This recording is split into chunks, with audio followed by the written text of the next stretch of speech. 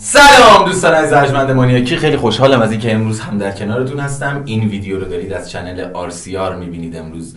البته با گفتن چنل فکر کنم متوجه شدید یه مهمون خفن داریم. بریم و بیایم. خب بچه‌ها، همونجور که میبینید مهمون ویژمون آرزای عزیز، آرزا کیج و ونداد عزیز که دیگه همیشه. سلام میکنم به عزیزان توی خونه. من وندادم و در خدمت آرزاییم دیگه امروز. خوشبختیم. من رضا کیج هستم و خوشحالم که کنار شما هستم تو این برنامه جذاب. مخلص.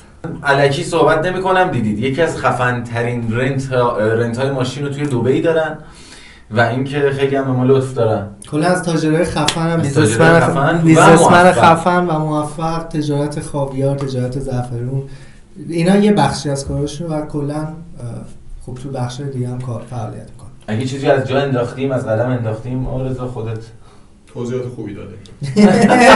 خب حالا میریم سراغ سوالای جذاب و چالشی خطرناک. آرزا چی شد که با مانیاک آشنا شدی؟ من وندادو فکر کنم نزدیک چند سال هم دیگه رو میشناسیم؟ 7-8 ساله که یه شناختی دارم ازش. قبلا یه باشگاه رزمی داشتن توی داراباد. درسته؟ بله. من خودم میومدم اونجا تمرینای شخصیمو میکردیم و حالا دوست خیلی صمیمی نمیشه گفت بودیم با هم دیگه. آره فقط آشنا بودیم. آفرین. آره. یه روز ونداد به من پیام داده بود بابت یه پروژه‌ای که میخواستم بزنن که توی زمینه موزیکی بود و من حقیقت رو بگم اول چیزی که به ذهنم رسید اینی که خب کونه لقش، یعنی آرزا چرا بخوام توی زمینه که نه شناختی دارم نه توش تجربه دارم بخوام فعالیت کنم. اما لحظه‌ای که قانع شدم این بود که ترک انشالله بود که واسه من فرستاده بودیم که هم دیدم بیته خیلی خفن بود و جوری که ضبط شده بود خیلی خفن بود. بچه داستان کلا اینجوریه که خب آرزا خیلی اصلا براش مهم نیست، یعنی انقدر بیزینس های بزرگتری داره که موزیک اصلا براش بیزینس حساب نمیشه و جزو علاقه شخصیش بود موزیک. حالا یه آشناییتی هم کلا داشتیم و دنبال این بود که یه کاری انجام بده توی فضای مجازی که من پیشنهاد انشالله رو دادم، براش فرستادم و ایشون هم قبول کرد و اونجا استارت همکاریمون خورد و بیشتر کلا رفاقتمون به هم نزدیک شد. خیلی هم عالی. و اینکه آرزا در مورد انشالله چیش خیلی جذبت کرد که اومدی روی این پروژه کار کردی، کلی سرمایه‌گذاری کردی؟ حس کردم که بیتش خیلی چیز خاصی بود. میدونی یه سبک بین فقیه و هاپ و عربی و فیوژن میوزیک بهش میگن. میدونی تو انگلیسی از بچه‌ها عذر میخوام که فارسی مالا فول نیستش. آرزا به خاطر اینکه ایران زندگی نمیکنن شاید یه ذره اصلا نوشتن فارسی که کلا بلد نیستن. اصلا یه چیز خیلی جذاب و جالب بود. یعنی من با اینکه هیچ وقت فن هیپ هاپ نبودم حس کردم این آهنگی که واقعا میتونه هیت بشه و شد. دقیقاً. با توجه که شما آرتیست های جدید هستین که این آهنگ رو دادین بیرون، آهنگ خیلی خوب گرفت. آرتیست های جدید که میان مردم دنبال این نیستن که تشویقشون کنن، بیشتر بندازنشون پایین تا یه خورده بهشون عادت کنن. آره دقیقاً. ولی به توجه این روی اینستاگرام، روی تیک تاک یه هیت خیلی گنده بود که فکر کنم چند میلیون ویو خورده بود کلا. خیلی ویو خورد. خیلی. آره. اصلا داستان اینه که آقا رضا با اینکه ما آرتیستای نونیم بودیم، به هر حال خیلی وقت حالا ما داریم فعالیت می‌کنیم، 3 سال تقریبا داره گروهمون فعالیت می‌کنه، ولی خب نونیم بودیم و آقا رضا با توجه به اینکه نونیم بودیم از همون اول خیلی به ما احترام میذاشت و کلا تالنت ما رو دید از اول و به همون اعتماد کرد و خب ما همیشه ممنونش هستیم به خاطر اینکه یکی از مهمترین جایی که ما رشد کردیم، لول اپ شد گروهمون، همین ترک انشالله و من بالام و حالا ترکایی بود که باشون بس. من یه سوالی که خیلی ذهنمو درگیر کرد، چرا موزیک انشالله رو با شاشیدن روی یه لیموزین شروع؟ نگین فضلی شروع شد و اینکه ما هیچ خصومت شخصی نه با اون آدم نه با هیچ آدم دیگه ای نداریم، ولی یه مشکلاتی بین اون رد و بدل شد که منجر به این شد که یه تیکه ریزی حالا توی موزیکامون حالا یا این موزیکمون بزنیم بشه. خیلی عالی. داستانم این بود، کاملش این بود که قرار بود توی موزیک ویدیو ما حضور داشته باشه. حالا کاملش رو بگم به نظرتون یا نگم؟ خواهی ما ادامه بدم. شما ادامه. من یادمه وقتی این آهنگ رو به من پیشنهاد دادین، اولین بار که ترک رو شنیدم من این شناختی از مارتا یا کسی دیگه تو گروهتون نداشتم و من در واقع فکر کردم این صدای رپره یه پسر بچه است، فکر نکردم یه دختری که داره روش رپ میکنه. مارتا وقتی دیدم دختره گفتم ای چه جالب و اینا، حالا حرف زدیم با هم دیگه، چند تا ایده عوض کردیم و گفتیم که کلاً مملکت یا مردم ایران با رپرای دختر یا خواننده دختر حتی خیلی هنوز جا نیفتادن. دقیقاً. و به این نتیجه رسیدیم که خب نگین فضلی هم یه شخصی حالا واسه خودش که معروفه، به نظر من از نظر شخصی خودم که اصلا تالنت نداره، اصلا نمیدونم چرا موزیک میده بیرون، ولی گفتیم که حالا شاید یه چیز خوبی باشه که یه دختر به یه دختر دیگه حمایت کنه و با هم دیگه بیایم بالا. به هر حال ما اصلا به دید آرتیستی نگاش نمی‌کردیم، ما به دید واینری. خب فالوورش زیاد بود، می‌خواستیم بیاریم تو ویدیو کلیپمون در آفرین. حالا حق ازش نگیریم، هر چی که هستش توی اینستاگرام فالوورش فالوور داره، مردم میشناسنش فلان بیسار. خلاصه وقتی ما رفتیم پیشنهاد دادیم به نگین فضلی، مثل اینکه منیجر شما باشون صحبت کردم. من مستقیم با ادمینشون صحبت کردم. ادمینشون حرفش این بود که نگین گفته ما یه موزیک ویدیویی داریم میدیم، شما بیاین تو اون باشین. اصلا ما برای چی باید تو موزیک ویدیو؟ اما اینو از لحاظ تیکه به شما. آره یه حالتی که شما بیاین تو موزیک ویدیو من، یه پولی هم بدین مثلا من آدم خاصی ام، شما هم ببخشید به قول معروف هیچ انی نیست. آره ولی در واقع خب ادمینه اینجوری گفت. خودش نه، ولی خب اینجا به مشکل برخوردیم و یه جور اینجوری شدیم که مثلا چرا به مشکل خوردیم؟ وقتی نگین فضلی فهمید که علی پزانی داره میاد و این همه هزینه داره میشه توی یه موزیک ویدیو، یوهوی خودش رو انداخت وسط که من یادم یه وایس به من نشون دادی که این بین من مدیریت همون بود حرف زد و اینکه به من ربطی نداره، من اوکی هم میام باهاتون اصلا فری کار میکنم که از دل در بیارم فلان اینا. ولی بعد از عکسی بود که ما گذاشتیم در حال فیلم برداری که حالا بالاخره امکانات موزیک ویدیو توش دیده میشد. بعد اینکه اون عکس رو دید، یعنی این پیاما برای من اومد و در مورد این داستان صحبت کردیم با هم دیگه. منم گفتم دیگه حالا توکل کن دیگه، کاری که شده ما شاشه رو کردیم دیگه، نمیتونیم جمعش کنیم. خب بچه‌ها ببینید، من اصلا کاری با هیچی ندارم، حالا بحث شاشیدن روی لیموزین، ریدن روی لیموزین، هر چیز. چی جوری دلت اومد رضا شیشه میوه خوبش کنی؟ این واسه چی جوری؟ ما سر شوت ست ماشین رو برده بودیم که از شرکت اجاره ماشین هم اومده بودن. اون میباخ هم در واقع ماشین شخصی خودمه. بله. سر شوت که اتفاقی افتاد، یه مشکل با کلید بود که کلید رو جا گذاشتیم توی ماشین و دیگه متاسفانه ما قفل شده بودیم بیرون از ماشین. بعدش رضا کلیدش رو جا گذاشته تو ماشین.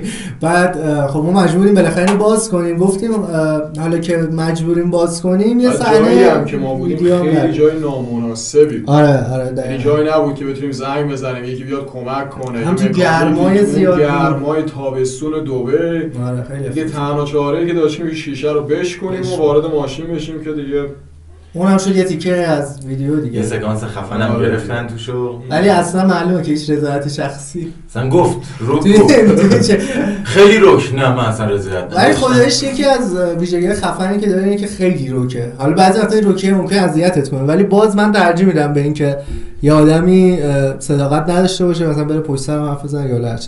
ولی خیلی روک. مثلا همین الان گفت من نمیخواستم بشکونم شیشه میباخو، میدونی؟ آره خیلی خوبه. الان هر کسی دیگه بود ارزش نداشت فلان. ولی روک گفتم من ولی باز هنوز قانع نشدم. مثلا من میذاشتم ماشین اونجا بمونه. شما فرق می‌کنید. سوئیچ توش بمونه. رزکش نیست. آره دیگه ما رزکش. همه اینا به کنار. اینا رو میذاریم کنار. نظرتون راجع به بلاد؟ بلاد، گروه هیپاپالوجیست. بله. خب اینو فکر کنم بنداد شروع کنه داستانو. آره به خاطر اینکه استارت این داستان از من بوده، یعنی داشته اصلا هیچ مشکلی باشون نداره. خب هیپاپالوجیست مشکلش ما از قبل داشتیم، شاید بگم چند سال پیش ما دیست داریم، مثلا یه سال 2 سال پیش، 2 سال و نیم پیش 2 سال پیش اینا هم دیست دادیم مثلا اولین بار بهشون. و مشکلمون هم کلا با رپی نیست، مشکلمون کریریه و اینکه کلا به نظر من، حالا نظر شخصی من، کلا داره یه چیزی رو وانمود میکنه که نیست، فیک خیلی. و حالا اینم داره بین تینیجرها و حالا این بچه‌هایی که کم سن و سال‌تر، 16 سالشون فلان اینا، جا میندازه یه چیزی. به هر حال آدم خفنیه و الگوه برای یه سری آدم. اینم داره جا میندازه این سبک که آره من با رفیقام میایم این کارا میکنیم فلان. اولا که اصلا رفاقت به کیفیت، به جمعیت نیست. دوما که همه آدمایی که سن و سالی ازشون گذشته میدونن که رفیق خیلی موندنی نیست. شاید شما تو این چند مثلا 30 و خورده سالی که اون کردی چند تا رفیق واقعی داری؟ فکر کنم زیر 5. تموم شده رفت. بس این که میگم من و گروه هم و فلان اینا همه چرت و پرت. خود هیپاپالوجیست همونایی که کنارشن به خاطر فیمشن و این آدم به هر حال اذیت میشه این داستان. خب و دو اینکه گنگ و مواد و تفنگ و فلان و اینا رو هی بخوای مت کنی، نه نمیگم استفاده نکنی، رپ گیمه، کلا بازیه، خیلی چیز عجیبی نیست. ولی اینکه بخوای مت کنی یه داستان دیگه است. اینو بخوای مت کنی این یه بحث دیگه هم کسی اینه که آقا یه چیزی باید به یکی بیاد. خب من اگه بیام شاید مثلا هی بگم اسلحه دارم و من آدم کشم فلان اینا، شاید اصلا به من نیاد. من مثلا بیام در مورد کوکائین ها بخونم، شخصیتم به قیافم به استایل من این داستان بیشتر بیاد، ولی اونا اصلا واقعا به استایلشون نمیاد. ولی باز هم نمیشه گفت اون بده، خوبه، ولی اون چیزی که میگن نیستن. مشکل ما اینه که اون چیزی که میگید باشی. آره مثلا میگه دکتر هم دکتر نیست، مثلا میگه اینجوری هم اینجوری نیست. چرا پزشک درست میگم؟ آدمی که ادای فایتر رو در میاره، شاخ بازی، من خیلی لاتم، تو کوچه من رو ببینی میترسی. ببینم تو تنها جوری که میتونی یکی رو بترسونی اینی که چه میدونم با 10 نفر بری بالا سر یه نفر مثلا کتکش بزنی. که ببخشید هر گویی هر عنی تو خیابون میتونه این کار کنه. زن منم میتونه الان داره این کار بکنه. اونم تازه لبش بالا شده بود. حالا من شناختی که از بنداد دارم، من تو باشگاهش تمرین میکردم. من میدونم که ایشون مسابقه داده بین‌المللی توی کیک باکس توی چین، تایلند، کشورهای مختلف که اتفاقا معروف رشته‌های رزمی هستن. خب من میدونم که این یه فایتر واقعیه. این اگه بگه بیا فایت کنیم با هم، هیپاپالوجیست، من بعید میدونم اصلا خواهی کنه همچین چیزی رو قبول کنه. اتفاقا من حاضرم همین الان تو این پادکست بهش پیشنهاد بدم $10,000 اگه شما برین تو رینگ با ونداد و ببریم. آره من حاضرم با هیپاپالوجیست بازی کنم واقعا سر همین چیزی که میگم. بازی هم تازه تو دبی برگزار میکنه داشتزا. بازی من برگزار میکنم، اسپانسر میکنم، هتل میذارمتون، فقط شما قبول کنین و بیاین با ایشون مبارزه کنین. آره من اوکی‌ام. با دکتر رفاه من اوکی‌ام بازی میکنم. فقط اینو در نظر داشته باشید که خودش نمیتونه خودش در دکتر نه. خب انداد به هر حال قهرمانی جهان هم داشتی اگر اشتباه نکنم. من خب نمیگم جزو کیک بوکسر حالا یا فایترهای خوب تاپ هم، به خاطر اینکه ایران خیلی فایتر داره و خیلی فایترهای خوبی داره که در سطح بین‌المللی همشون خفنن. توی سازمان بزرگترین سازمان‌ها دارن بازی میکنن، گلوری، وان چمپیون. ولی بالاخره انقدر قهرمانی اینا دارم و دستم خیلی بالا رفته تو رینگ. حداقل من 48 بازی کردم که 40 بار دستم رفته بالا. ولی خب میگم از من بهترم خیلی هست، ولی به این آدم نمیرسه که مثلا بخواد با من بیاد تو رینگ. ولی اگه بیاد که قدمش رو چشم پذیرام. ایشالله که بیاد. اسم بچهای گروهو میارم. توی یک کلمه اولین چیزی که به ذهنتون میرسه راجع به اون شخصیت من چیز بسی نه. فریبر. حرفه‌ای، تالنتد. خیلی متعالی. همینجوری سلام میکنم. ونداد. لاتی تالنتد و خیلی کول، خیلی چیل. به آرام بودن من اینجا میبره. مارتا پتانسیال خیلی بزرگ، خیلی عملی، واقعا تالنت خاصیه مارتا از نظر من. مارتا یه ذره شبیه من نیست قیافش؟ نه نیست. کی گفته اینو؟ اتفاقا من یادمه برادر فکر کنم سر شوک بودیم با سیمین پورمه. بابا وفا رو میخواد تو شبیه خواهر برادر. آره نظر شخصی من این نیستش ولی خب نظر ایشون این بود. یه خوردم اگه میاری بگی داشتشم قابل باور هست. و در انتها خودم وفا خیلی آدم هایپری هست، ADHD زیاده، داری باش صحبت میکنی از این تاپیک میره به اون تاپیک. اما حس میکنم همین چیزایی که دارم میگم نقطه قویش هم هستش، چون انقدر مغزش با سرعت داره کار میکنه. قویه نظر دوستتونه. صداتون هم ماشاءالله خیلی خاصه. صدای واقعا صدای خاصی داره. بله. خودم. نه نظر لطفتونه. نه توی سری کامنت دیدم میان مثلا وفا رو میخوان حالا دیس کنن اینا، میگن ادا در میاره. بابا صدا خودش اینجوریه، خودمه یعنی باشه گوشی تلفنم باشه همینجوری میخونه. واقعا همینجوری هم میخونه. صدای واقعیش همین شکلیه. صدای کلوف کنم تازه بعضی جاها تیزم میکنم مسخره بازی هم در میارم. این به خاطر همون نقطه. ولی اگر فوکوس رو روی یک کاری بذارم مثلا واقعا میتونم بگم صد حواسمو بذارم. آره میتونم خیلی چیزا جالب باشم براشون. اون داستانه بعد خودشون میخوام یا چه میدونم حال نمیکنم باهاشون نمیتونن تمرکز کنن. دقیقاً ولی به چیزی که علاقه دارن خیلی خوب میتونن تمرکز. خیلی خوب. و اینکه بابا نظر لطفتون خجالت هم دادین. من خیلی لطفی نکردم، من یه ذره صدات قشنگ. شما نظرتون از من چیه؟ اینو نگفتید.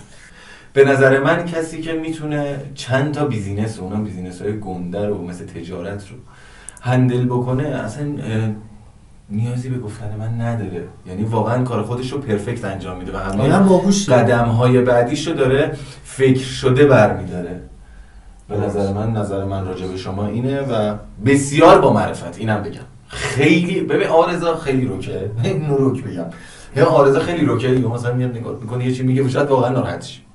ولی انقدر مهربون با معرفته به خاطر پخش خیلی روک نباشه. آره شما 90% سانسور شده شما. من میگم من مثلا شاید بار اول دوم ناراحت میشدم ولی انقدر با معرفت و مهربونه مثلا بعدش اصلا دیگه هیچی به دل نمیگیری. مثلا هیچی نمیگه، هیچ کدورتی نمیگه. این نظر من بود راجع به آرزا. نکست. من همین نظرم اینه که هم نقطه قوتش روک بودن و صداقتشه و البته خب هم با معرفت بودنشه. نقطه ضعفش هم مثلا من روک بودنشه. یه جاهایی واقعا اذیت میشه آدم. همین یعنی من هیچ بدی تو این تایم ازش ندیدم و همه چی بین جفتمون از اول و این خیلی برای من مهم بود که از اول همه آدم‌ها معمولا به خاطر یه چیزی میرن طرف مقابل مثلا باش اوکی میشن ولی بدون هیچ نیتی با ما اوکی شد و میگم به تالنت ما اعتماد کرد توی تایمی که به ما کسی اعتماد نمی‌کرد و از اول تا همین الان همیشه از طرف من و ایشون همیشه احترام بین ما واقعا میشه گفت سکوی پرتاب بود. آره. برای ما واقعا سکو. ولی خب خدایی نه بی احترامی از اول ما کرد نه میدونی حتی نگاه بالا و پایین هم بعضیا بی احترامی نمیکنن ولی نگاهشون یا مدل حرف زدنشون اذیتت میکنه ولی خداییش به ما اینجوریه. شما هم حالا به هر حال با منم کنار اومدیم. من یه آدمی هم که ممکنه یکم عقده‌ای باشم، فکر کنم انا خاصی ام. نه بابا این میدونین و بعضی وقتا این عقده‌ای بازی اون چیزایی که درونمه در میاد و شما هم درک کردیم و خوشحالم که هنوز داریم با هم دیگه همکاری میکنیم و باعث افتخار با اینکه نقطه ضعف‌های همدیگه رو میشناسیم. اصلا آخه هیچ آدمی کامل نیست، قرار نیستش که هر واقعا بدون ایراد نیست. امیدوارم که بتونیم امسال با ببینید یه سری پلن داریم حالا شاید گفتنی نباشه، بتونیم که روز به روز بیشتر ترک هایی رو بدیم که همه تعجب کنید، بگید واقعا دارن کارهای خفنی میزنن، هم بتونیم افتخاری اول برای خودمون باشیم، هم بتونیم که چون ما بیشتر الان داریم یه سبکایی رو کار میکنیم، غربی هست، شرقی هست، همینجوری داریم کار میکنیم. ما از چالش کردن خوشمون میاد. ما اصلا اسم گروهمون مانیاک دیگه. مانیاک رو ما از مینیاک گرفتیم. مینیاک یعنی چی؟ یعنی کسخل، دیوونه. یعنی دیوونه. یه روز بهش گفتن که اسم گروه چی میذاری؟ یه نگاه به من کرد گفت مانیاک. نه اسم گروه توی هممون یه دیوونگیای هست به نظر من. نه آره، و این جالب میکنه و اینکه هر چالنجی هم بچه‌ها دوست دارن شرکت کنن، هر جور شده باهاش چیز کنن. مثلا این آهنگ جدیدی که قرار بدیم تا حالا سبک ما نیست و تا حالا کار نکردیم، ولی میریم تو دلش ان شاءالله به بهترین حالت خودمون سعی می‌کنیم اجراش کنیم. خیلی خوشحال شدم که امروز کنار شما بودم، مخصوصا کنار عزیزانمون. در جای مارتا هم البته خالیه. ونداد جای مارتا هم که همیشه خالیه، فقط اگر بود یه ذره من منم بیشتر می‌شد. و اینکه خیلی خوشحال شدم که امروز کنارتون بودم. این ویدیو رو دارید از چنل RCR می‌بینید. تا دیداری دیگر، خدا بدرود.